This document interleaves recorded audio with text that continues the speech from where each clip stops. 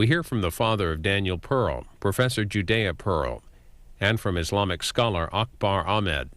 The Close-Up Foundation hosts the hour-long event. Hello and welcome to Baltimore, Maryland, site of the 2004 National Social Studies Supervisors Association Conference, part of a larger conference taking here in Baltimore all weekend, the National Council for the Social Studies. This is an annual pilgrimage for the Close-Up Foundation, and we're happy once again to be joining our friends from NSSA. Hi, I'm John Milewski of the Close-Up Foundation. We have an important discussion for you today.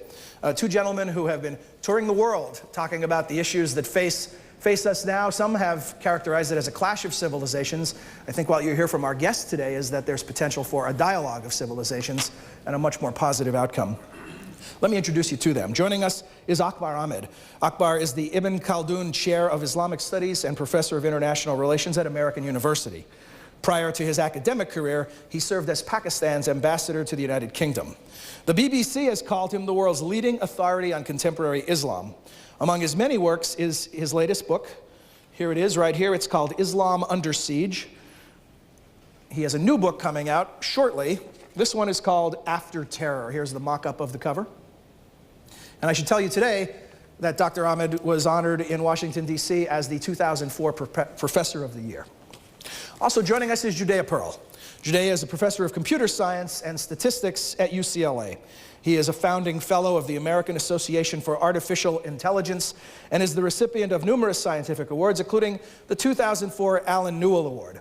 Dr. Pearl is the father of slain Wall Street Journal reporter Daniel Pearl. In 2002, he founded the Daniel Pearl Foundation to continue his son's work, working toward a dialogue and to understanding. He and his wife are co-editors of this book, I Am Jewish, Personal Reflections Inspired by the Last Words of Daniel Pearl. Gentlemen, welcome. Thank you for joining us today. Let me ask you first about your traveling roadshow. You've called it the Daniel Pearl Dialogue for Muslim-Jewish Understanding, featuring Akbar Ahmed and Judea Pearl. What is the project and what are its goals?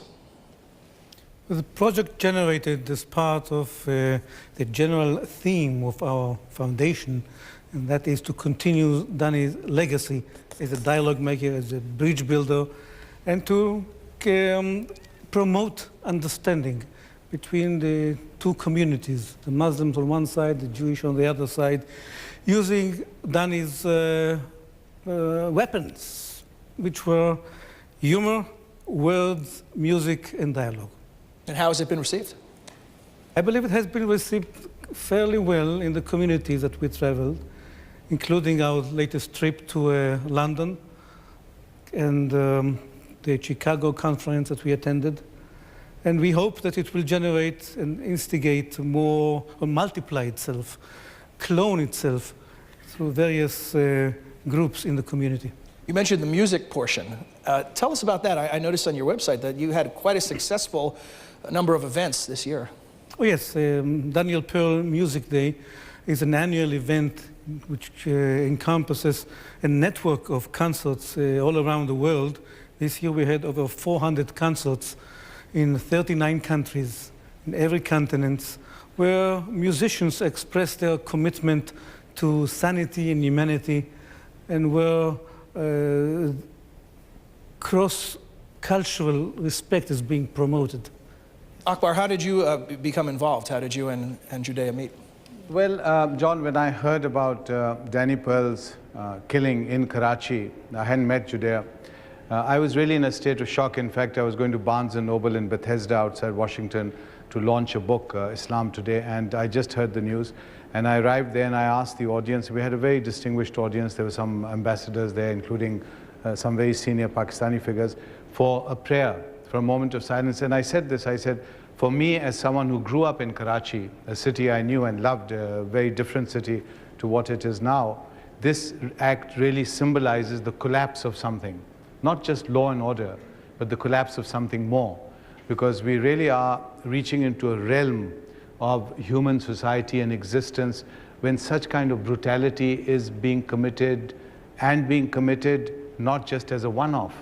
It's happening again and again and again. After that, Judea rang me out of the blue. We met. We then had a dialogue. It was suggested by certain friends at Pittsburgh. At that stage, it was supposed to be a one-off. We didn't know how it would go.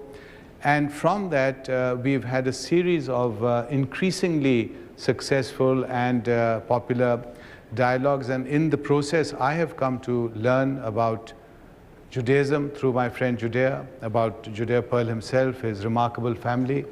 And I've really been inspired by the fact that here's this, although Judea is very modest about it, but that here's this man facing, the family facing this immense personal tragedy, which may have challenged any of us. And we don't know how we'd react to a tragedy like this.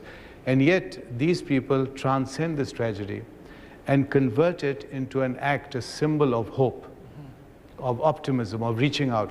And I thought this was marvelous, very inspiring. And one of the great privileges has been to get to know Judea and become friends with him. And in spite of his being a scientist, I'm just an anthropologist, and some of these hard scientists don't consider us proper scientists. In spite of the award I got earlier today, I've got to know that in spite of all these complicated scientific formulae, he has a wonderful sense of humor, so I know that scientists are... And he forgives you for your soft science. Yes, that's good. Judea, you had some interesting things to say about the concept of revenge when people ask you in the aftermath of Danny's murder. Share with us your notion of this. I think it's a very natural notion when you are hurt. The immediate reaction is... So you always tell the audience to turn off their cell phones. We never tell the guests. You've helped us. If you want to take this call, I can stop. No. And now a word from our I'll sponsor. treat it the way I used to treat my enemies. And that, if it were that easy. to silence them. No, it is a natural response. You know, it came, I think, started with the cavemen. Whenever you are hurt, you attempt to inflict pain on the source of that pain. And we sort of channel it to a fight, consistent fight against the hatred that took Danny's life. But it is not merely a matter of therapeutical endeavor. It comes from a serious belief that we have something to offer, something unique to offer because of the symbol that Danny's tragedy represents. It's a symbol not only of indictment against something that broke in our society, but also a symbol of inspiration, of what can be done to get positive actions against the breakdown. I want to ask both of you to talk about this hatred. What is the source of this hatred? Well, there are many theories, and my friend Professor Ahmed is expert on the social forces. I happen to be expert on causality. So when we talk about the root cause of the hatred, one can always try to classify the causes into the oxygen, the fuel, and the match. Okay? When you have a fire, you normally have three basic forces, these ambient conditions that we call oxygen. And he who blames the oxygen is not doing a good exercise in causal reasoning. And then there is the fuel. And some people tend to throw and pour fuel into the streets, knowing that lunatics running around with matches. So blaming the fuel pourers is a more judicious kind of thinking. And then there are those that light the matches and trigger them. And when we talk about the hatred, I think we should relate here the zeal and the encouragement for violence to be the equivalent of the match. And then we have the cultural background and the background that had to do, social background, had to do with the ignorance and poverty and a feeling of humiliation to be equivalent to the fuel. That's it. Akbar, same question. John, my book, in fact, talks about precisely this question. I look at Muslim societies over the last 200 to 300 years. I analyze these societies that's going through a process of transformation. At the end of a long period of colonization, we're just emerging into states which are very often ruled by dictators, military dictators, despots, dynasts, gaps between the rich and the poor increasing, large illiteracy rates in the country, largely young, largely unemployed sections of population, urbanization, and we have a ready-made explosion, an explosion waiting to happen. In that context, you have a young man like Danny Pearl or other young people in that part of the world. It could be a Muslim, a Jew, or whoever, and they get caught up in it. So I don't see this as a simplistic situation. I don't see answers simplistically in front of us, and I don't see solutions that can be created simply in terms of using force to try to quell these societies or change their direction. We really have to get to the roots of these societies, and I believe that till we begin the process of education, a genuine process of democracy, a genuine process of trying to bring Muslim societies back into the mainstream, their sense of honor, their sense of dignity that has been impaired, that they feel has been compromised. Unless that happens, we will see a very large part of the world, and we are talking of a large part of the world, 1.3 billion people, 57 states, they're not going to go away.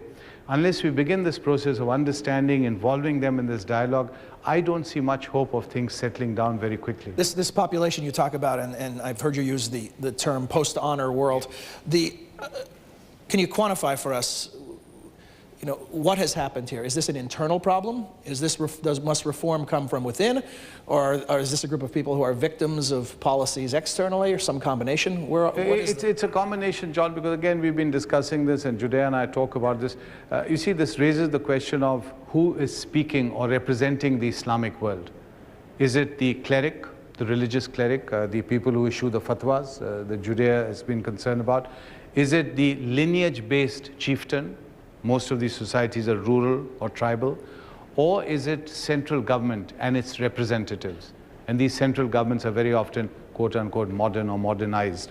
So you have this internal tension. We don't have what people outside assume, because when Americans look at the Muslim world, they see a monolith. You don't have a monolith. In most of these countries, my country, Pakistan, for instance, you have Islamic law, you have colonial law, you have national law derived from Pakistan laws, and you may have state and tribal law, all running parallel or juxtaposed or overlapping. And there's a great deal of confusion here. So unless we begin to solve the problems fundamentally from within, these eruptions and explosions are going to continue to take place. In the different various options that you listed, you didn't list Osama bin Laden as a spokesperson for anyone. No. Where does he factor into the equation? He has now become a spokesman. He was not a spokesman. I've been writing about this. I was one of the few Islamic scholars writing about Osama long before September, and pointing out that here is an individual like Osama representing a storm that is coming, and it came with September. Now, 2001, now we're into 3 years after September, and what has happened is that Osama, from a very marginal figure, a renegade figure, an outcast, a person clearly outside the pale, has now moved to the center. So if you were to take a poll today, and I say this with shock, horror, and regret, and so on, from Morocco to Indonesia, Osama would be, for millions and millions of people, an almost cult figure. Because they're seeing Osama as a person who's standing up to something, the West, America, whatever. Now, again, we are going off into a tangent, because he's not solving the problems of the Muslim world. He's not saying, let's reform the education, let's bring in democracy, let's begin the process of healing. He's not saying all this. He's simply talking about violence meeting violence. And that's a dangerous cycle to start, this violence, the cycle of violence. A lot of the problems, I think, that people are having in analyzing this, whether it be voting, politicians, scholars, is a certain vagueness about what it is we're talking about. We're in a hot war. Guns are being fired, people are dying. It's not just, and I don't mean that dismissively, historic problems of intolerance or prejudice. Now there are people dying daily. And my question for both of you is who are the combatants? And how large a group are we talking about? I mean, war on terror. Terror is a strategy, terrorism. War on hatred. Hatred is something in the human heart. But there's an actual war going on between human beings. Who is at war? Well, I like to think that the terrorism, and especially the exhibition killing that we see in Iraq, it's a new phenomenon. That it is not just another manifestation of a familiar force, social force, or even war. It's something unique that happened recently that didn't exist before. Okay? We see here a phenomenon where brutality is displayed with pride and projected to millions or 10 and 100 millions of homes, okay, and becoming part of our everyday culture. And that's very dangerous. That I would like to point out to this phenomena as something separate that requires separate thinking, separate handling, and deal with that first. Do you believe it involves a lot of people? I mean, sometimes to solve a problem, you need to quantify the extent of the problem. We know that it involves a handful of people in Iraq. However, this handful of people recruit their camps, okay, with the help of multitudes of reporters in Al Jazeera, okay, and clerics in mosques, okay. So it's a multitude of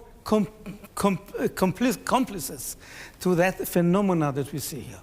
And in several of my writing, I advocated dealing with that phenomena separately from the rest. I would like to hear your opinion if you agree with my separation.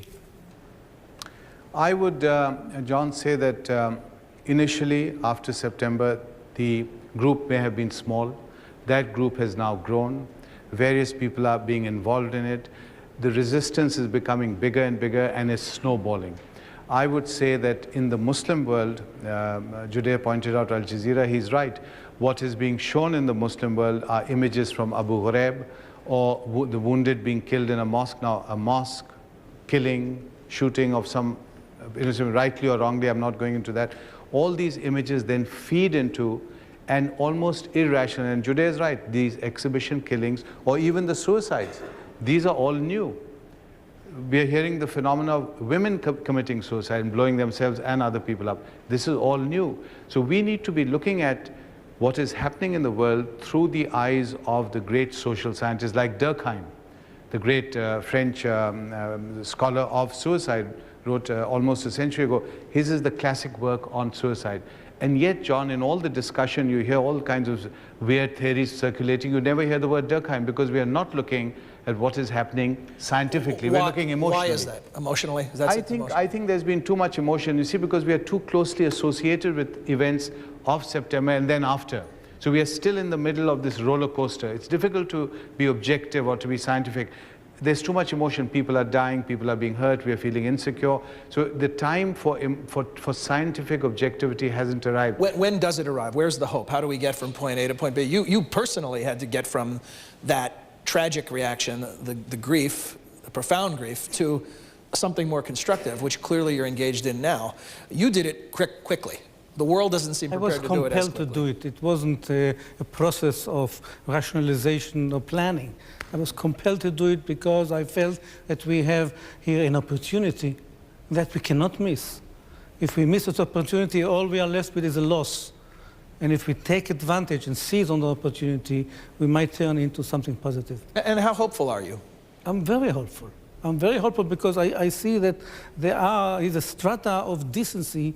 It goes across countries and it permeates the Muslim world, and it needs to be mobilized and translated into action. Akbar, where does your sense of hope come from? You just described a deteriorating situation. Yeah, deteriorating, it's again, the world is always complex, John. It's deteriorating. At the same time, there are actions being taken by people like Judea, which gives me a lot of hope. This wasn't happening a few years ago. We went to the UK this summer, and John, one of the most hopeful incidents, certainly of my life, was the time that Judea and I called on the chief rabbi of the UK, Dr. Jonathan Sacks, an extraordinary scholar, very impressive. I mean, really one of these great figures of this century. And I can understand him meeting Judea. Judea is a very distinguished Jewish figure, scholar, world-renowned figure, but I'm just an ordinary Muslim scholar. And he asked both of us to call on him and then took both of us first to an Islamic school where we talked to these young Muslim kids about Moses of all things. Then we went to a Jewish school. And just this action seen on television, because it was all recorded by the BBC and then broadcast on the BBC, left me feeling very hopeful. That was seen by millions of people, and that would create a sense of understanding, reaching out to each other, and people would see the chief rabbi, the senior-most figure in the church, in the Judaic church, actually engaged in this kind of dialogue with two friends. One happens to be Jewish, one Muslim. That gives me hope, because this has not happened in the past. This is where I believe the landscape is changing. What gives me hope, John, are my students. Some of them are here today with your audience. Young American kids at American universities studying Islam, tremendously involved in the understanding of Islam. And I see the hope in them. I see the optimism. They want to change the world. And these are the future leaders of America.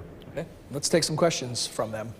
And ma'am, you are first. Go ahead, please. Yes, my name is Laura Zender, and I'm from American University. I'm actually a student of Dr. Ahmed's. My question is for both of you. Where do we go from here from this dialogue? How, Dr. Ahmed, you spoke of involving other nations in this dialogue. How do we get this type of dialogue, this type of communication, and this message of hope to the countries who may not have C-SPAN to see? How do we get that to them, and how can we personally get involved and help? I see that you are a lady of action. First, you volunteered to ask the first question, which already put you in a positive category. But you have demonstrated what needs to be done. For people like you, which are action-oriented, to transmit our message to your environment. In your case, it will be the student body at American University, okay? Let's start a dialogue like that between the Jewish students' organizations and the Muslim student organization, and see if we can air grievances and create a search for common ground. Yes, I would say the same, Lauren, that it's your generation. In a sense, my generation has failed, and that's why we're in this mess. It's your generation that has to try to rectify this and move this world in a certain direction. And unless you're able to pick up the theme of dialogue and understanding and reaching out, then you're going to be stuck with the other great big global idea that's circulating of the clash of civilizations. And in that sense, we are already seeing that happening in many parts of the world. So you need to be extra active, extra energetic, to go out, to form groups, to talk, to understand each other, go and visit synagogues, mosques, churches, take friends along, visit friends from other religions, and encourage this dialogue. And really implement this as a vision. I know that you in my class are very committed to this, but you need to be expanding to other departments, other groups on campus. Thanks for your question. It's extra credit, correct? Yes, see me afterwards for the extra credit. Yes, sir, you're next. My name is Stephen Boyce. I teach Islamic Studies at Pioneer High School in Ann Arbor, Michigan. Dr. Ahmed, you mentioned the clash of civilizations. And I've heard this criticized by saying there's really a clash of fundamentalisms. But I wonder if we're substituting one stereotype for another. Am I right in assuming that what we are seeing, this radical movement you described, is not a revival, is not a fundamentalist Islam, is not a revival of medieval Islam, but which is something which is new, is revolutionary, and which is corrosive of traditional Islamic authority? Is part of its appeal because it is new and it is revolutionary? Yes, you're right. I tend to shy away from these simplistic global ideas because life is not like that. Societies are not that neat and tidy, and you can't put them into these categories. In this book, Resistance and Control in Pakistan, which is a book of mine which has just been republished, I in fact look at what's going on in a certain part of Pakistan and the tensions between the different kinds of political leadership in Pakistan. And this is a diachronic study looking at society over time. And what I'm seeing is this tension within Muslim groups jostling for power, Muslim groups trying to give a sense of direction to society, and in terms of finding their own sense of identity. In one sense, it's very exhilarating, it's very encouraging, and I'm excited by it because it shows that society is alive. that they're tackling these questions. On another level, it creates despair in me because some of this energy is going into a very negative direction, you know, killing, beheading, and so on. This feeds into the larger analysis of the clash of civilizations. Why? Because at this moment in time, we do have American troops in Iraq, in Afghanistan, and in some senses involved in Pakistan. So there's a ready-made fit for a kind of theory, if you like. For some people who believe in the clash, they would say, here we are, there is a clash taking place. For others like you, you may say that, no, it's something a bit more complicated and a bit more internal to society. Thank you. Hi, let's go to our next question. Go ahead, ma'am. Oh, sir, hiding. Hi. My name is Irfan Malik. I'm a resident of state of Maryland. I'm encouraged by this dialogue, and I wish there was more of such dialogues. It's much better than the war and weapons. You know, if we can talk to one another, I think that would really help. And I also admire, Dr. Pearl, your, you know, how you have channeled your energies into this positive way rather than going into revenge. My question is, I think we have seen that it's educating both sides, this part of this country as well as the rest of the world. And one of the things that really works well throughout the world is Hollywood and our entertainment industry. You mentioned music. Have you looked into involving Hollywood in educating the rest of the world and this country as well about the issues that we face? Akbar Ahmed, the musical. Huh? Don't tell Louis Jaffe. Today? Louis Jaffe. What do you think, gentlemen? Engaging. You're on the West Coast, Judea? In LA. Well, my connection to Hollywood is as tenuous as yours. Well, of course, the Music Day was open to everybody. I do not believe we got very enthusiastic participation of Hollywood in the Music Day, but we will. But when you mention the Hollywood participation, I think you should also mention the Arab media as an important component in that sort of a dialogue. So the way that Jews and Americans are portrayed on Al Jazeera is, you know, is subject to the same treatment, or the same criticism as Hollywood, perhaps more, and I think more. And Judea, that is the problem, that you have something like 70 to 80% of Americans, when they were polled, saying that they know nothing about Islam or that they're hostile to Islam. And the Muslim world, the figures may be even higher, the hostility and the ignorance. So you really have two civilizations drifting towards a kind of confrontation, knowing very little about each other, imagining all kinds of stereotypes about each other, and poised to get locked into this confrontation. That's why the question that Lauren asked is so relevant. How do we try to bridge the gap? How do we try to reach out and defuse this? Gentlemen, following up on the question, well, here's an opportunity to address some misunderstanding. What do you think are the most misunderstood elements from either side of the equation? Well, from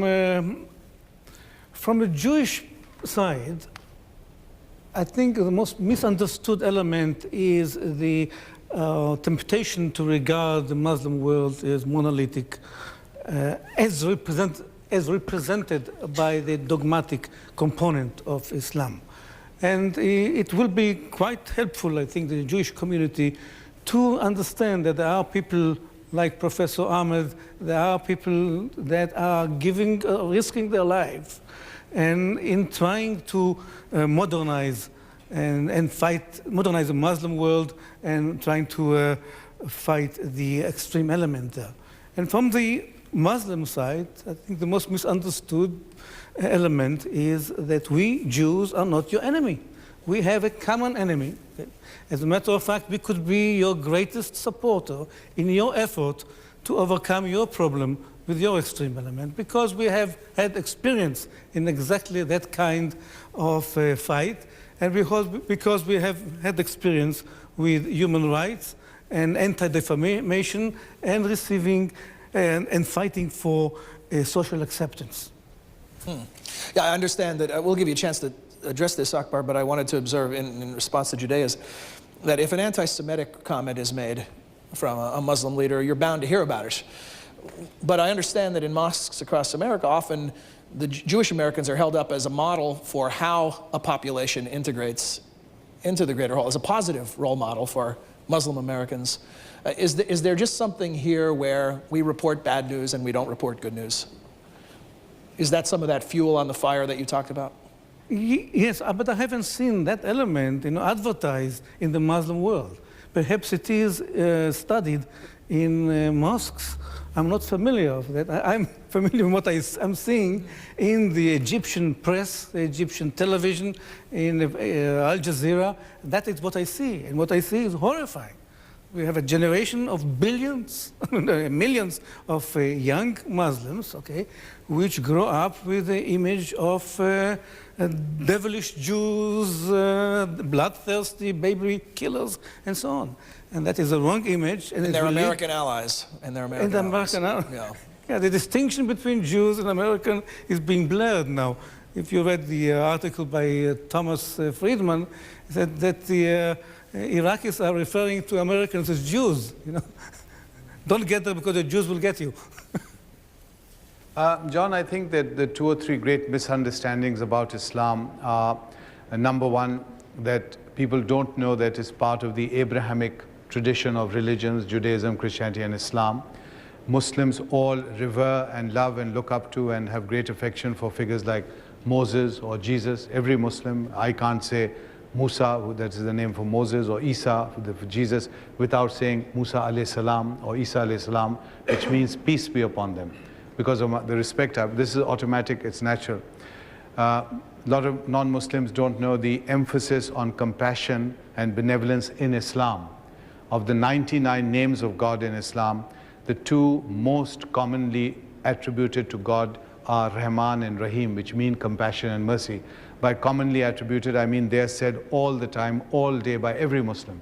Throughout the day, people are saying Bismillah Rahman Rahim, which simply means in the name of God, the beneficent, the merciful. So mercy, compassion, very, very strong in Islam. And yet the paradox is that we are seeing this violence associated with Islam. Again, a challenge to us Muslims. And thirdly, I think the great misunderstanding that Islam somehow is on a warpath, and this is, as Judea says, a mirror image, on a warpath out to destroy other cultures and civilizations. And this is, I would say, at this moment in time, one of these strange paradoxes where several world civilizations simultaneously feel under siege.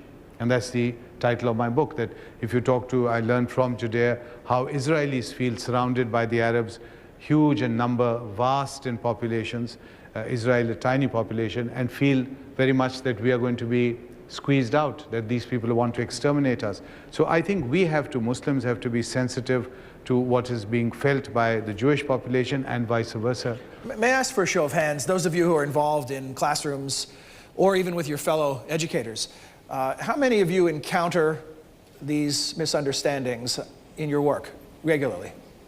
Raise your hand and let us take a look. Let the camera record your So these approach. are people who encounter misunderstandings. These are people who encounter misunderstandings. Now let me ask you this. How many of you feel qualified to address the misunderstandings? Lauren, hi. Not as... I asked this question right after 9/11 when we had a group of educators gathered, and I have to say, the number who feel qualified to respond has gone up. So I think that is a positive sign. You're getting more of the information you need to work with. Yes, ma'am, you're next. Thank you. My name is Zahara Heckscher. I'm the director of Family Voices, which is an organization started by some 9/11 families and friends to address root causes of terrorism. I'm also a graduate of American University School of International Service. And I wanted to pick up on the theme of moving from tragedy to hope. Professor Pearl, I'm interested to know, what was it about your family specifically that enabled you to move from this terrible tragedy to really taking action that's very hopeful and positive? And then for both of you, what can we do collectively to encourage this kind of response? For example, when there's an event like September 11th, how can we encourage the response that your family had, but on a collective level, to help people move from the tragedy to hope and compassion and positive action? My first reaction to your questions would have been that there's nothing special about us. We were compelled naturally to do what we did. And then I thought about it, and I think there's something unique about us. Both me and my wife are engineers, which means we are result-driven. And when we were faced with the tragedy, our first reaction was, what could be the most effective way of fighting that hatred and lifting the world to a better position? Okay? A question of effectiveness was of the highest priority, not the emotion, not the past, but effectiveness. So perhaps that could characterize us, and I believe that if we could induce or inspire that kind of effectiveness-driven strategies and thinking among people, then we would feel very gratified. The second part, you see, that's what happens when you ask a two-part question. We only remember the one part. The second part was collectively, how can we encourage people to respond more positively? Right, something like what the Pearl family did, but on a larger scale with more people involved. We are inviting the entire universe to join us. That is why we are doing not only the public dialogue, as you see here, but we are doing great projects involving thousands of people, like the Music Day. We also have projects in journalism, where we're trying to capitalize on the fact that every journalist has many readers, okay? Millions of readers. So we bring Muslim journalists to work in US on fellowships, or in US newsroom, to acquire skills and modality, and to bring it with them to their countries of origin. Thank you. Thank you. Hi, who's next? Yes, ma'am.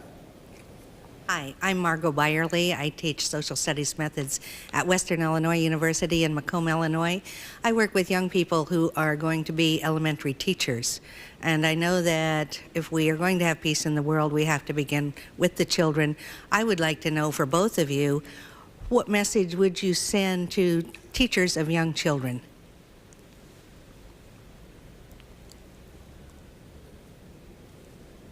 I don't think I can add anything to the usual strategy and philosophy of teaching pluralism and fighting stereotyping.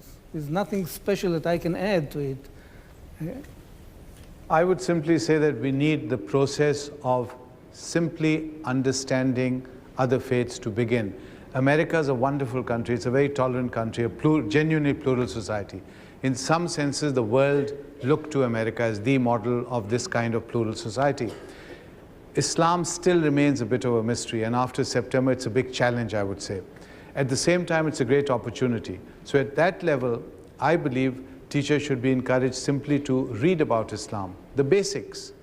Who are these people called the Muslims? Because they're not even called Muslims, they're Muslims.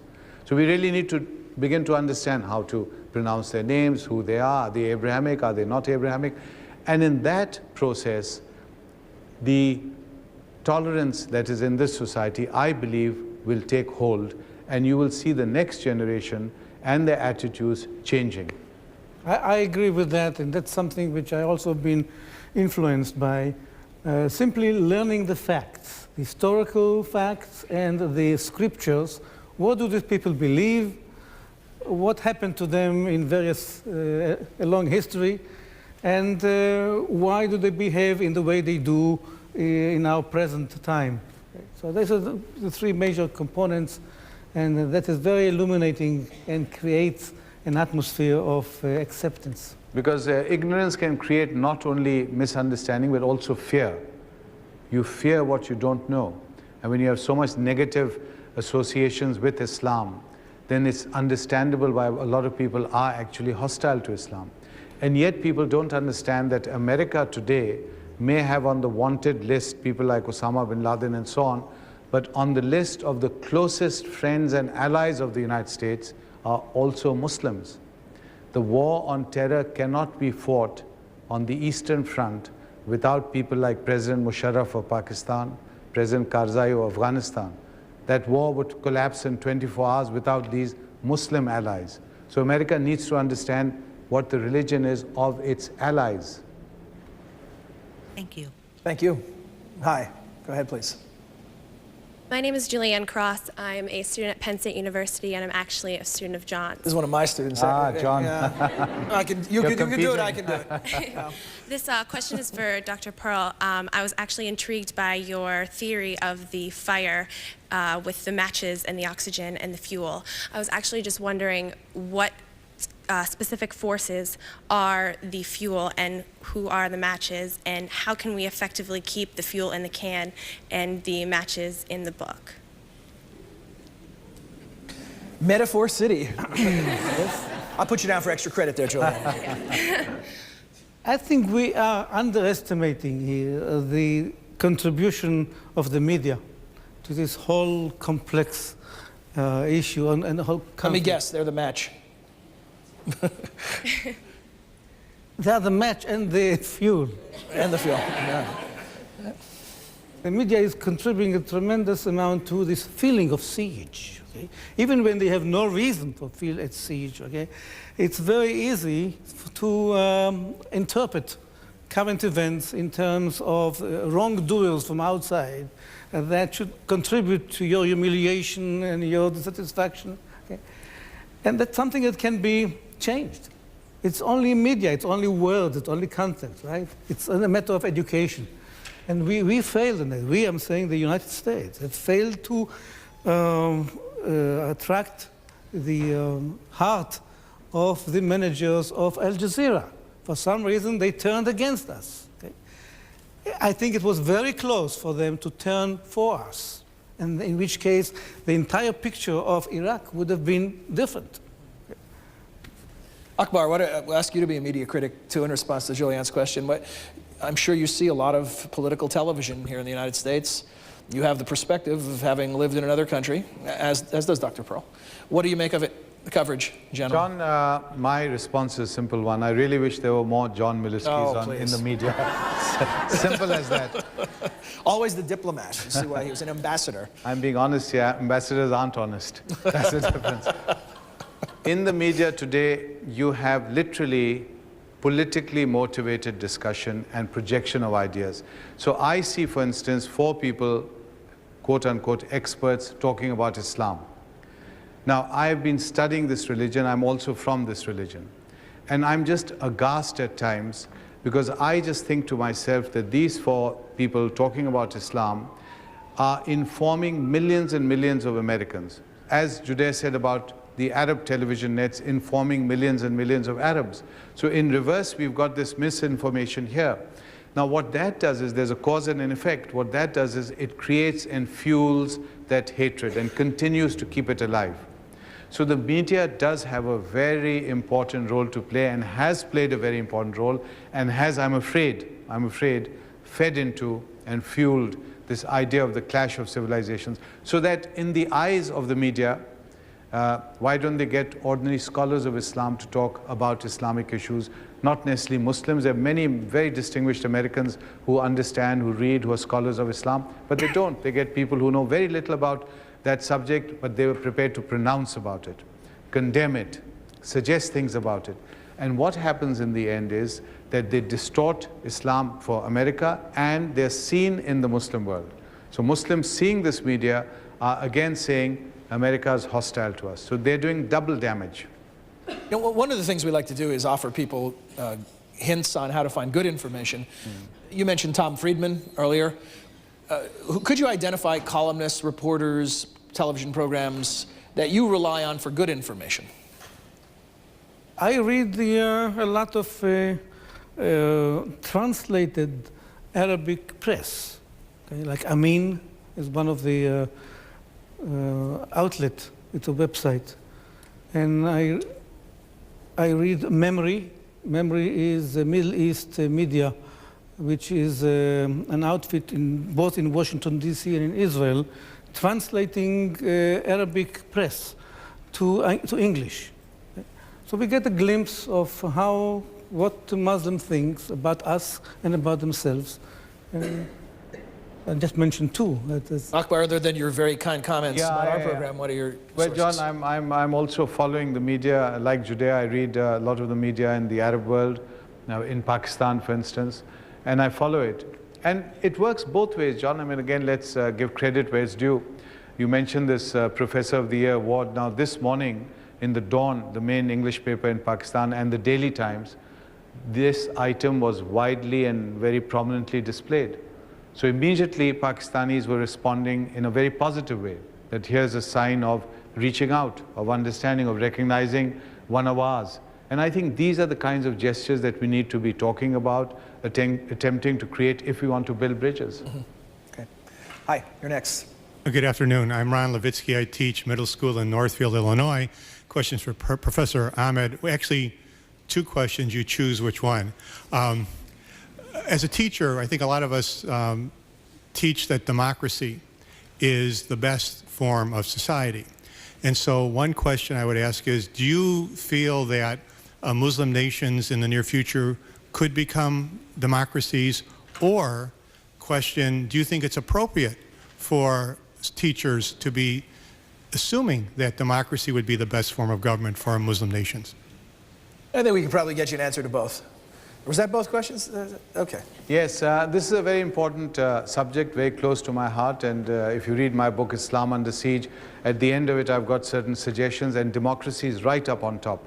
For the simple reason that Muslims, like any other people in this world, want to be able to elect their leaders and throw them out when they're not happy with them. And they're stuck, 57 states, and if you do a list of a category of rulers, most of them will be military dictators or kings or dynasts or whatever. So the Muslim world feels very frustrated about this.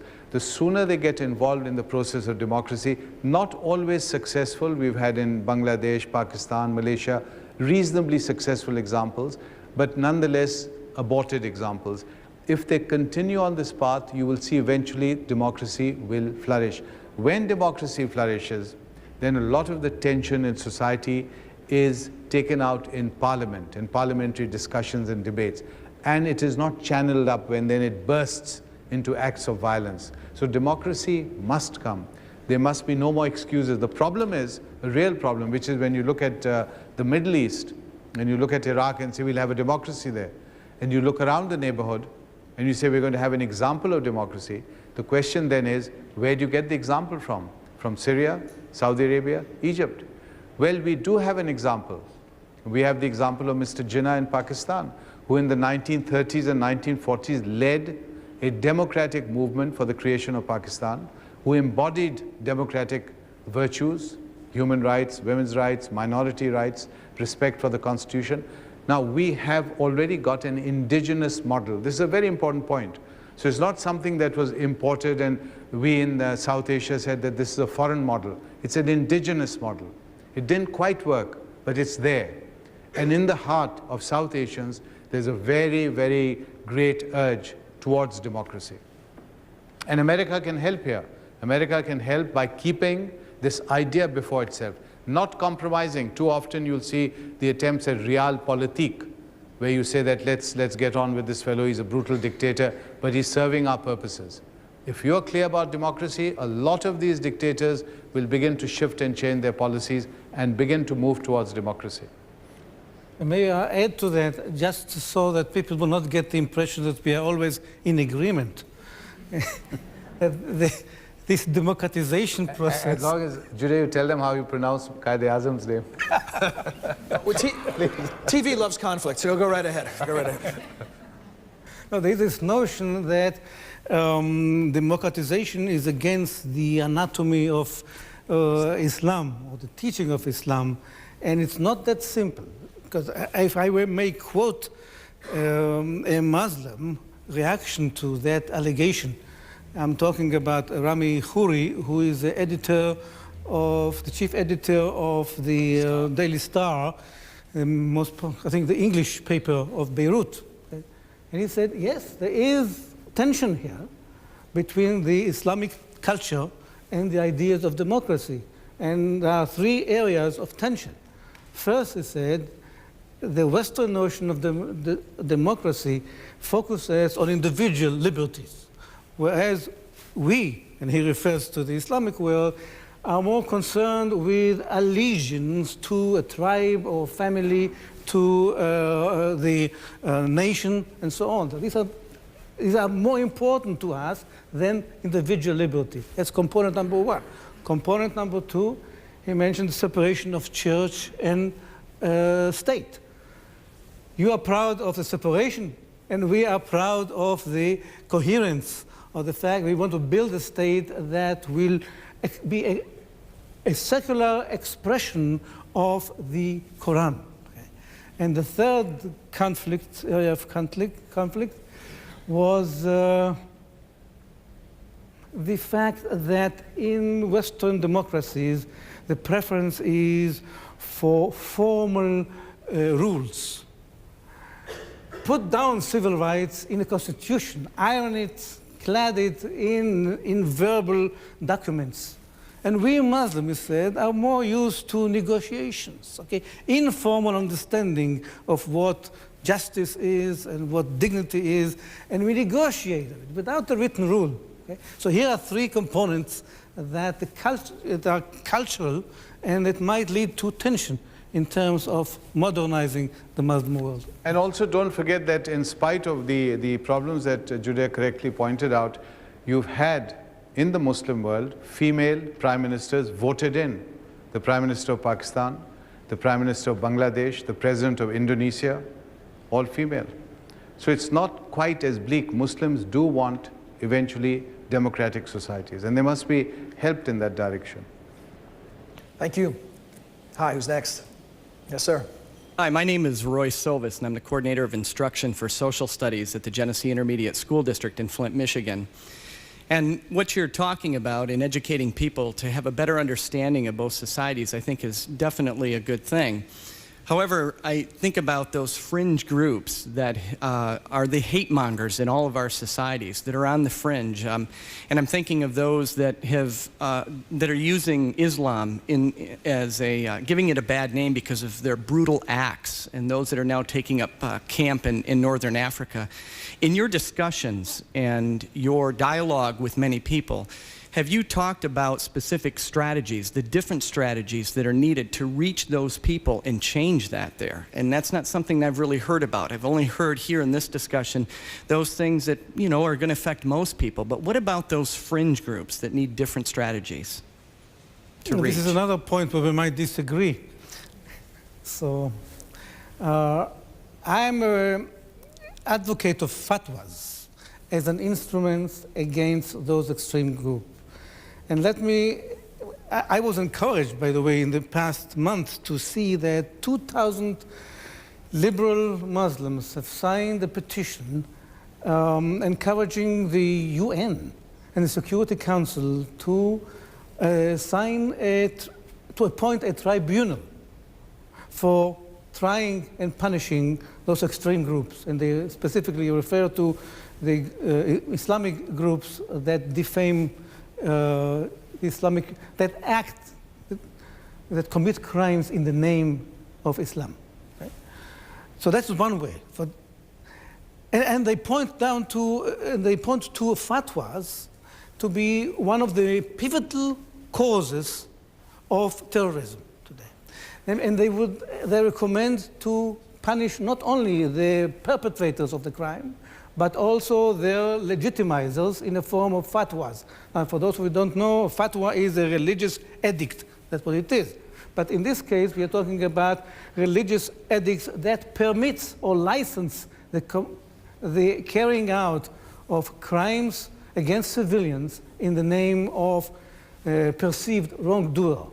Okay?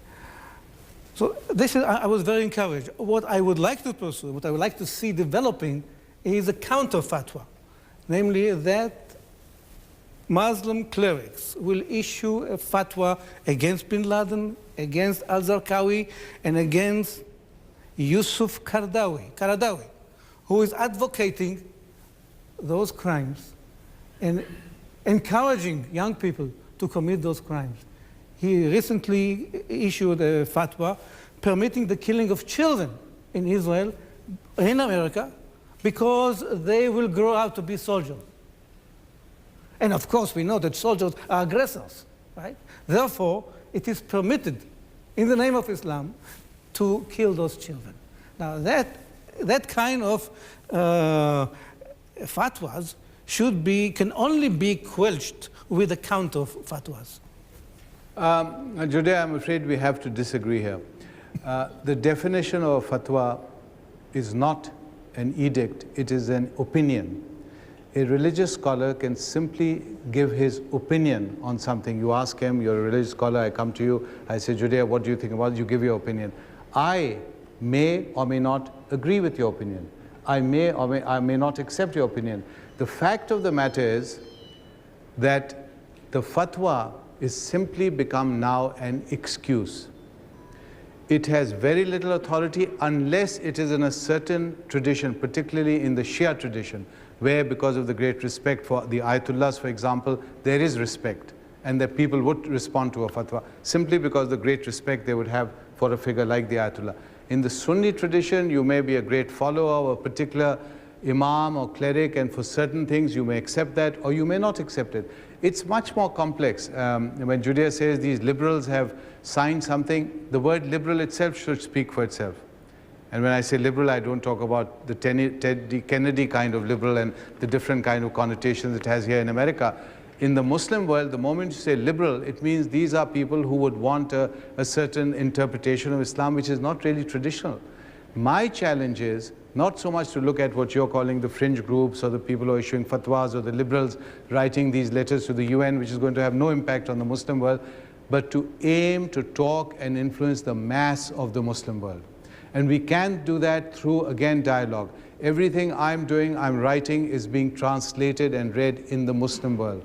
That is important. So if we're having a dialogue here and it's picked up and read in Pakistan or in the Middle East by ordinary Arabs or ordinary Pakistanis, that is what's going to change opinion, because people are going to say, and they think for themselves.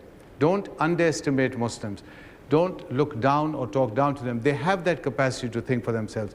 They're not some zombies or automatons that they have a fatwa and they say, jump over the brink, they'll do it. These men of violence have got away so far because they've got reasons for it. When Nicholas Berg was killed, I got Muslim leaders to write a letter for the Washington Times. When someone else was killed, I went to the same Muslim leaders. And do you know the reply they gave me? They said 200,000 civilians have died in Iraq. How many letters have you got for them? Why are you only concerned about an American being killed? Now, we have to see the picture in its complete complexity, both sides. If you look at one side only without what's going on in the other side, you're not able to solve any problems, because simply banning the fatwa or issuing fatwa is not going to have much of an impact. It's a feel-good factor. It's not going to change much. Will you be helping? I'm sorry, sir. We're just about out of time, and forgive me. I just want to quickly get a comment on a current event. And I hate to do this to you. We're not a network of sound bites, but you have about 30 seconds each.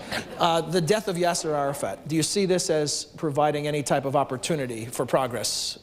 I think it provides a great opportunity for new leadership to evolve from the Palestinian communities, a new leadership that accepts the two-state solution as a just and final and reasonable and workable solution, not as a stepping stone for renewed hostility. Akbar.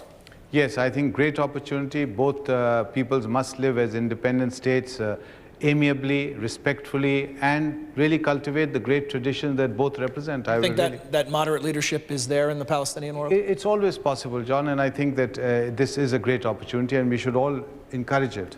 Gentlemen, thank you. I'm sorry to the gentleman at the mic. We were just completely out of time here.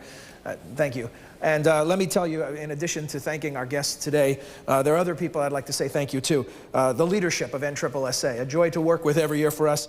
Pat Guillory, Debbie Gallagher in particular this year, Also, good old friends of ours, Dave Weiss, Mert Martins, thanks for all your help over the years and this year as well. If anyone watching on C-SPAN is interested, and any of you in the room, in bringing the Daniel Pearl Dialogue for Muslim-Jewish Understanding featuring Akbar Ahmed and Judea Pearl to your community, to your school, to your civic organization, you can contact Duplain International Speakers Bureau. They are the official agents of the Traveling Roadshow, and they'd be happy to help you out in making that possible. I also want to thank someone who's not here. You heard Akbar refer to a gentleman by the name of Louis Jaffe. Louis Jaffe is a colleague of ours. Who's just turned 80. Who just turned 80. So I want to wish Louis a happy birthday and thank him. He's a true Louis. believer who really has worked hard to increase understanding. And Louis, if you're out there, great American. Great American. Good man, good man. Thanks to all of you. Next week we return to the museum where we will talk about what the Democratic Party can do to build a new progressive majority. Our guests will be Al Fromm from the DLC and David Korn from The Nation magazine. Hope you'll join us then. Until then, for all of us at the Close-Up Foundation and our friends at NSSA and the NCSS, thanks for watching.